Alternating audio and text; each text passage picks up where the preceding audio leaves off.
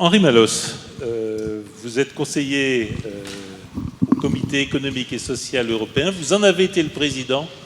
À cet égard, le monde des entreprises, et si j'ai bien retenu, le monde des chambres de commerce en France, mais aussi en Europe, est un peu le vôtre. Donc quel regard portez-vous sur le financement des PME et le financement des territoires européens?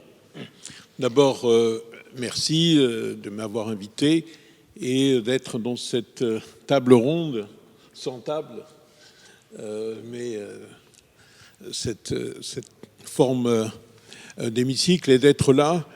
Je dirais, moi, je bois du petit lait en écoutant tout ce que ceux qui m'ont précédé ont dit, aussi bien l'expérience d'entrepreneur, l'expérience régionale, l'expérience locale et au-delà, et nationale, et bien sûr l'introduction sur le localisme, dans lequel je crois que parler des chambres de commerce, c'est le localisme par essence. D'ailleurs, c'est la seule institution, en France en tout cas, mais dans d'autres pays aussi, qui est née du local pour se fédérer au niveau national et pas l'inverse. Une petite réflexion générale, mon expérience personnelle, parce que depuis quelques années, moi je me partage entre l'Europe et ma région. Ma région, c'est la Corse, donc c'est une région très identitaire. Donc le localisme, nous, on le pratique, on le vit, on se bat pour. Et puis terminer sur l'Europe, mais avec sur l'Europe quelques réflexions pratiques. Premièrement, une réflexion générale. L'impression qu'on a aujourd'hui, surtout en France, c'est qu'en fait, c'est pas la finance qui va vers les entreprises, mais ce sont les entreprises qui doivent aller vers la finance. Je m'explique. Aujourd'hui, les entreprises, quand elles veulent se développer, je voudrais insister sur cet aspect-là, sur l'aspect des besoins de financement en croissance, en développement. D'ailleurs, notre ami chef d'entreprise breton l'a bien exprimé. Il y a un certain nombre d'aides pour les start-up. On est même dans la nation des start-up. C'était le slogan de notre président. Mais en même temps, les entreprises, quand elles veulent se développer, quand elles veulent changer d'échelle, s'agrandir, c'est là où elles ont la plupart du temps beaucoup de mal à trouver des financements, locaux, et elles doivent parfois partir. On a des exemples aussi en Europe. En Europe, vous avez un certain nombre dans les différents pays européens, d'entreprises, par exemple dans le digital, Skype. Skype est né en Estonie et puis est parti d'Estonie parce que Skype a cherché la finance internationale, donc a cherché des moyens qu'ils ne trouvaient pas dans leur pays, qui est un petit pays. On a beaucoup d'exemples comme ça, et c'est encore plus vrai, je dirais, chez nous en France, où, comme l'a dit tout à l'heure Hervé Jubin, les banques régionales, la plupart des banques régionales ont disparu ou ont été absorbées. Les structures de financement local ou régional sont de moins en moins présentes, et où forcément on est attiré vers la capitale de la région, vers la capitale nationale et au-delà, vers les grandes places boursières internationales. Et tout cela fait que les entreprises petites et moyennes ont d'abord du mal à exister, mais ce qui est aussi grave, du mal à se développer, du mal à grandir, parce que si elles veulent grandir, la voie, c'est se faire acheter par des grands groupes. La voie, c'est de partir, quitter. On a des exemples chez nous en Corse. La seule entreprise que nous avions dans le domaine des pièces détachées pour l'aéronautique, qui avait été, il y a 25 ans, grâce au plan d'Atar, grâce au plan d'aménagement qui avait été installé en Corse, maintenant elle est repartie. Elle est partie parce qu'elle ne trouvait pas l'environnement nécessaire à son développement, dont sur les questions financières. Et notre pays, malheureusement, et ça, le sénateur Morand l'a très bien exprimé, dépérit du fait de cette centralisation excessive, du fait de cette volonté de toujours voir grand, Vous avez cité une chose qui m'a, moi, beaucoup choqué. C'était le président Hollande, ce redécoupage des régions. Imaginez en Allemagne la chancelière Merkel dans son bureau à Berlin qui, avec des ciseaux, prend un bout de la Bavière, le donne au Baden-Württemberg, prend un bout de Saxe-Anhalt, en fait une grande région. C'est même pas imaginable.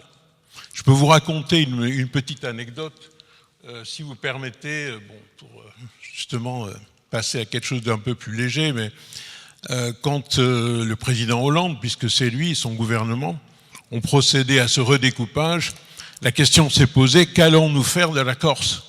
Corse, petite région, et ça m'était rapporté par un des deux protagonistes, vous comprenez bien lequel.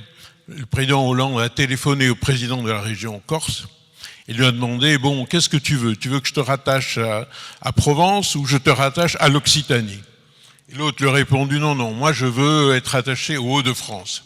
Ah bon, c'était pour souligner l'absurdité de cette proposition. Et heureusement, la Corse a gardé, c'est vrai que c'est une île, donc c'est un peu compliqué de rattacher. Mais cette centralisation, et je voudrais insister sur ce fait, cette centralisation, c'est pas seulement national, c'est aussi au plan régional. C'est aussi de vouloir tout concentrer. Et on le voit, par exemple, beaucoup parler de l'Allemagne, que je connais aussi très bien. Pourquoi toujours mettre les grosses universités dans les capitales de région ? L'Allemagne, par exemple, est connue pour avoir des universités, je sais pas, à Tübingen, à Heidelberg, et il y a bien d'autres exemples, dans les villes moyennes, dans lesquelles il y a une recherche, il y a beaucoup d'entreprises qui se développent, il y a des parcs d'innovation, et c'est pas dans la capitale du Land, mais la capitale du Land a d'autres fonctions. Tout ça est complémentaire. Et chez nous, on a vraiment une volonté de tout centraliser, et ça se fait aussi, par exemple, parce qu'on a des grandes entreprises, certes peut-être leader mondial, mais qui par ailleurs ne connaissent pas la réalité des territoires. Moi, je pourrais dire, je reparle de la Corse, donc depuis 5 ans, donc j'y suis pratiquement aussi souvent qu'à Bruxelles, dans le domaine de l'énergie, puisqu'on parle beaucoup de l'énergie. La transition énergétique, elle est fondamentale. Eh bien, si la Corse a aujourd'hui moins d'énergie solaire que des îles allemandes de la mer du Nord, donc si vous connaissez le climat corse et le climat de la mer du Nord, vous pourrez vous en étonner. C'est parce qu'on a un quasi-monopole d'une entreprise internationale, mais qui ne connaît pas la réalité de notre territoire. Donc remettre la finance proche des entreprises, c'est, je crois, une des conditions pour que le localisme puisse, je dirais, s'épanouir. Alors ma deuxième remarque, c'est juste vous donner une expérience très locale sur les finances locales, en vous en donnant aussi les limites et les difficultés. Donc il y a maintenant une vingtaine d'années, en Corse s'est constituée une société de financement local qui s'appelle FEMOQUI. Bon, FEMOQUI, ça veut dire « nous faisons ici », qui a été aidé par l'Union européenne, au départ par la région Corse, la collectivité de Corse, avec l'objectif de soutenir des entreprises locales, des projets locaux.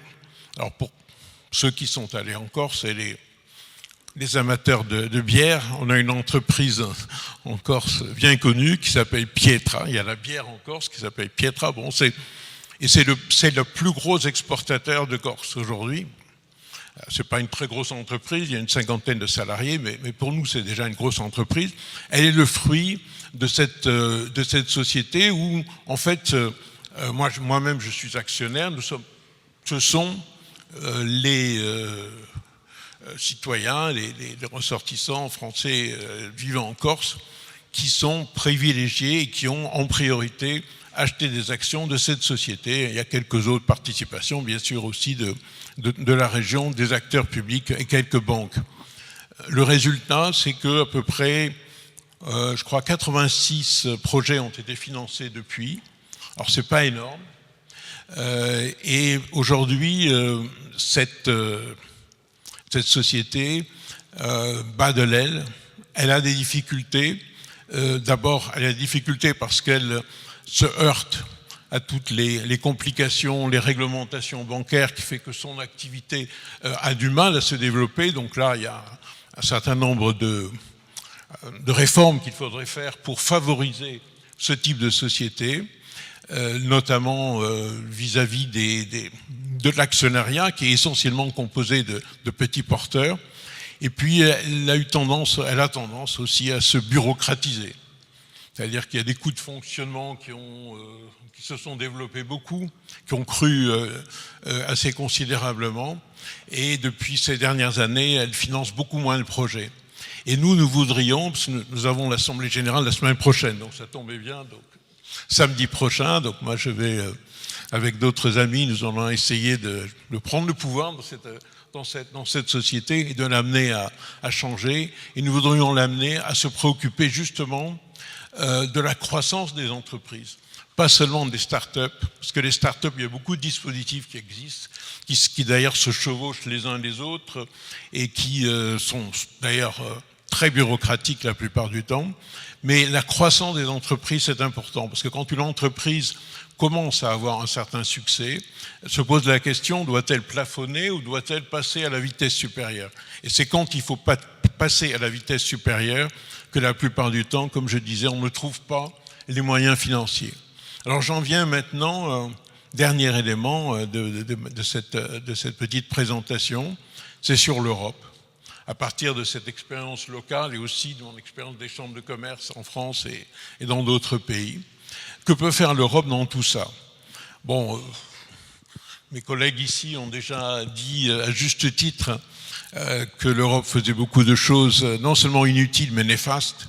Moi, je me suis battu contre la directive sur les travailleurs détachés. Je trouve que c'est une directive qui est néfaste sur l'emploi, sur l'activité économique, contre les petites entreprises, et que contrairement à ce qu'on a fait croire, cette directive n'a pas été améliorée.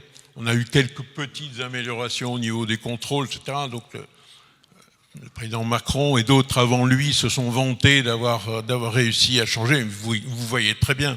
En fait, rien n'a changé. Il y a toujours le système de charges sociales qui ne sont ou pas payées ou payées dans le pays d'origine et qui faussent la concurrence pour le petit patron dans le secteur de la construction. Il y a des gros scandales d'ailleurs actuellement en Allemagne aussi, dans le secteur de la viande, où on utilise pour les abattoirs, pour beaucoup de travailleurs détachés, et il y a des scandales sanitaires, il y a des scandales sociaux, dont je vois qu'il n'y a pas qu'en France. Je vois maintenant avec certaine satisfaction que l'Allemagne qui défendait ces directives soit aussi confrontée à ces abus. Sur les marchés publics, vous avez dit, là il faut dire que les tribunaux français sont particulièrement rigoristes sur l'application du droit européen, notamment en matière de marché public. Je crois que l'exemple que tu as cité, je pense qu'en Italie ou en Allemagne, on n'aurait pas accordé la reprise de l'entreprise donc à un concurrent, au concurrent d'un autre pays. Mais en France, parfois, on a des jugements qui sont, je dirais, plus bureaucrates européens que des bureaucrates européens, et pourtant c'est difficile, et qui interprètent à la lettre des règlements européens. Je ne vais pas non plus m'étaler sur le plan de relance européen. Je pense que malheureusement, on risque de ne pas en voir la couleur avant longtemps. Et la plupart du temps, ce sont des mécanismes financiers qui ne vont jamais là où on a besoin d'argent. Un petit peu comme les exemples que vous avez donnés, c'est-à-dire ça passe par la Banque européenne d'investissement qui ne finance que ce qui est déjà sûr et garanti par les États et garanti par tout ce qui est possible. Et donc il n'y a aucun effet positif, si ce n'est même parfois de restreindre les possibilités d'investissement et de les concentrer sur quelques gros projets. Je ne crois pas du tout à ce saupoudrage de financement européen, à ces grosses interventions qui en fin de compte, donc on ponctionne sur la TVA, sur l'argent des citoyens, sur les budgets des États, des crédits européens, pour ensuite, avec une bureaucratie qui dure pendant 2 ans et demi, les redistribuer de manière très souvent inefficace, qui par ailleurs alimente la corruption dans un certain nombre de pays d'Europe centrale et orientale, et Bulgarie, Roumanie aussi, et notamment. Donc je ne vois pas vraiment l'intérêt de toute cette mécanique qui coûte extrêmement cher, qui ne sert à rien et qui ne résout pas du tout, qui n'apporte rien en fait à notre problématique du localisme. Par contre, puisqu'il faut terminer sur une note un petit peu optimiste, qu'il s'agit d'une fondation du Parlement européen, il ne faut pas penser que tout est mauvais. Moi, je pense qu'il y a 2 petites choses que l'Europe peut faire, qui peuvent être utiles pour le localisme et pour soutenir dans le domaine financier les entreprises. La première, c'est de favoriser les partenariats entre petites entreprises de différents pays européens. Nous avions, avec les chambres de commerce et la Commission européenne, il y a une 30aine d'années, imaginé un système qui s'appelait Joint European Venture, pour des entreprises, des co-entreprises entre PME européennes, en apportant la garantie, quelques financements sur des études de marché, sur des études du projet, mais aussi sur l'apport en capital lui-même, quand par exemple une petite entreprise veut grandir par la coopération, par exemple la mise en place d'une joint venture avec une autre entreprise d'un autre pays. Comme ça marchait très bien, la Commission européenne a supprimé ce programme, malheureusement, donc il n'existe plus. Alors maintenant, terminons sur une note optimiste, maintenant, il y a une nouvelle initiative qui existe, qui s'appelle Escalar, qui vise justement à apporter aux fonds locaux, un fonds comme FEMOCUI en Corse, et comme il y en a en Bretagne et un peu partout, des dotations en doublant le capital des sociétés de capital à risque local qui vont investir pour assurer la croissance d'entreprises existantes. Donc je pense par rapport à votre idée, à votre projet, en apportant et une garantie de l'Union européenne et une dotation en financement en plus des fonds privés qui vont être apportés à ce projet de croissance d'entreprise pour essayer d'éviter que justement en Europe, et puis ça concerne surtout notre pays en France, il y ait cette attirance des entrepreneurs dès qu'ils grandissent de quitter leur territoire, de se vendre à des grands groupes ou de partir à l'étranger. Donc je pense que cette initiative pilote, on pourra, si vous le souhaitez d'ailleurs, parce que celui qui la met en œuvre est quelqu'un qui a travaillé avec moi au cours des dernières années, on pourra un jour, si vous le souhaitez, la présenter ou la développer. Donc moi je pense que, pour terminer, que cette vision du localisme est vraiment une vision d'avenir, ce n'est pas une vision du passé, c'est de la vision qui correspond aussi aux nouveaux sentiments des citoyens d'aujourd'hui qui veulent participer, qui ont un sens de plus en plus aigu. Moi, je rencontre dans la commune où je vis de la préservation de l'environnement, de l'économie circulaire, de l'aspect, je dirais, à la fois identitaire et durable de leur environnement immédiat. Mais il faut que la finance suive. Donc voilà quelques pistes. Merci beaucoup. Merci. Merci Henri, merci d'avoir terminé sur une note un peu positive sur ce que peut faire l'Union européenne, parce que je suis persuadé que l'Union européenne peut faire beaucoup de choses. Je suis persuadé qu'elle peut faire beaucoup de choses, notamment sur 2 ou 3 plans. Le premier, c'est d'en venir à un sain réalisme de préférence pour soi. Je n'ai aucun doute, et je ne les en blâmerai pas, que nos amis chinois préfèrent la Chine, comme nos amis américains préfèrent les États-Unis. Si nous ne nous préférons pas nous-mêmes, qui le fera? Et je pense que là-dessus, la préférence absolue pour le monde décloisonné sans frontières auquel se livre l'Union européenne est suicidaire, et j'espère que nous saurons en sortir. Et la deuxième chose, je reprends ce grand mot des externalités. Il est clair qu'une entreprise qui travaille sur un territoire, investit sur ce territoire, crée des impôts sur ce territoire, paye des impôts, anime, fait vivre les derniers commerces, permet que l'école ne ferme pas, etc., a énormément d'externalités positives pour son territoire. Elles n'apparaissent nulle part, et surtout pas dans les décisions et dans le calcul financier. Et je pense qu'il y a un sujet qui touche notamment à la comptabilité à valeur de marché, sur lesquels l'Union européenne pourrait prendre des initiatives, parce que c'est la comptabilité à valeur de marché qui tue les territoires, qui tue la préférence pour soi et qui tue le localisme. Et il faudra, d'une manière ou d'une autre, revenir sur ce dogme de la comptabilité à valeur de marché qui fait qu'auparavant, la comptabilité liait l'entreprise aux parties prenantes que sont l'épargnant, le fournisseur, le client, les autorités publiques, et qu'aujourd'hui, la comptabilité à valeur de marché fait que l'entreprise n'a qu'un seul public, c'est le marché financier.